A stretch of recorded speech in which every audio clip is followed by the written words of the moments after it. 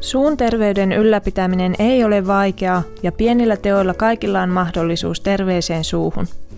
Perusta terveellisille elämäntavoille luodaan jo varhaislapsuudessa. Kun perheeseen odotetaan uutta perheenjäsentä, vanhemmat käyvät suuhygienistin tai hammaslääkärin vastaanotolla suun terveystarkastuksessa. Suun terveystarkastuksen perusteella tehdään tarvittava suun ja hampaiden hoito. Vanhempien tulee huolehtia suun terveydestään, sillä karies on tarttuva infektiosairaus. Karieksen syntymisen ja etenemisen voi välttää hyvillä ruokailu- ja hampaiden hoitotottumuksilla. Suositusten mukaan hampaat harjataan 2 kertaa päivässä fluoria sisältävällä hammastahnalla ja hammasvälit puhdistetaan päivittäin. Plakki ja hammaskivi aiheuttavat ientulehdusta. Raskauden aikana myös hormonit vaikuttavat odottavan äidin suuhun. Tällöin ien voi olla normaalia herkempi ja ientulehdusta voi esiintyä. Monipuolinen ravinto ja säännöllinen ateriarytmi ovat tärkeitä koko kehon sekä suun hyvinvoinnin kannalta. Aterioiden välissä tapahtuvaa napostelua tulee välttää, sillä hampaat kestävät 5-6 ateriakertaa päivässä.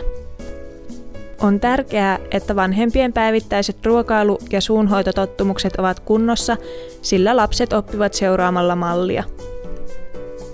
Vastasyntyneen lapsen ravintona on äidinmaito. Imetys on hyödyllistä lapsen leukojen kasvun sekä purentalihasten kehityksen kannalta.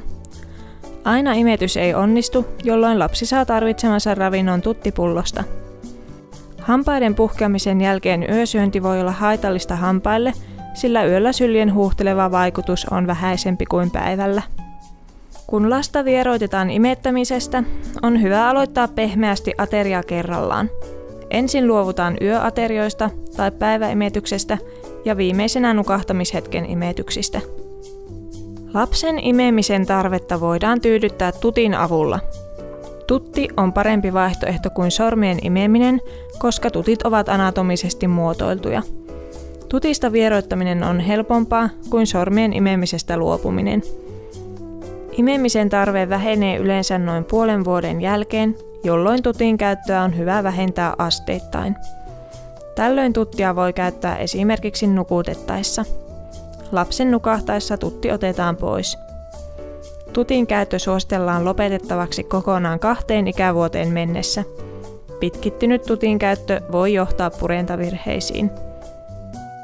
Lapsen ensimmäiset hampaat puhkeavat yksilöllisesti noin 4-8 kuukauden iässä. Tällöin ikenet voivat olla arat ja lapsi voi olla itkuinen tai kiukkuinen. Ihmisen syljessä on paljon erilaisia bakteereita. Kariesta aiheuttava Mutant-streptokokkibakteeri tarttuu syljen välityksellä hampaiden puhjettua lapsen suuhun.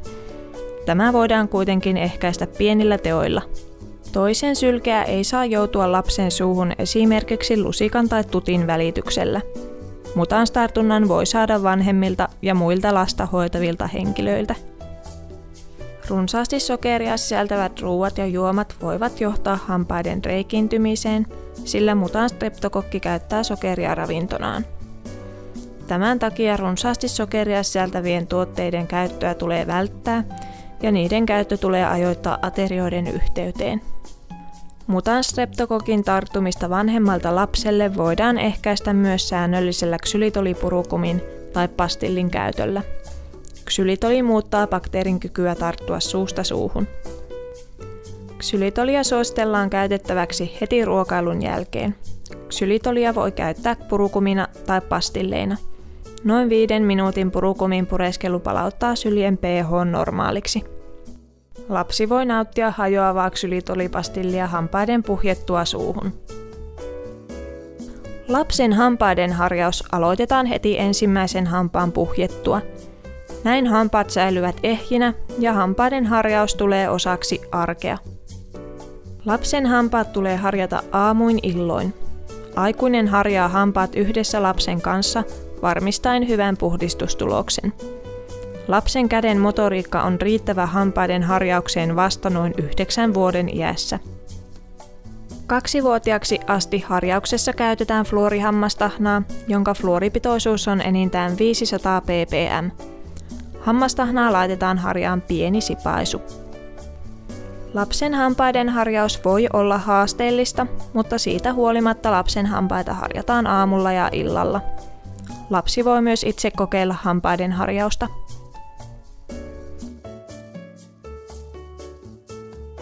Näin toimimalla voit edesauttaa koko perheen suun terveyttä.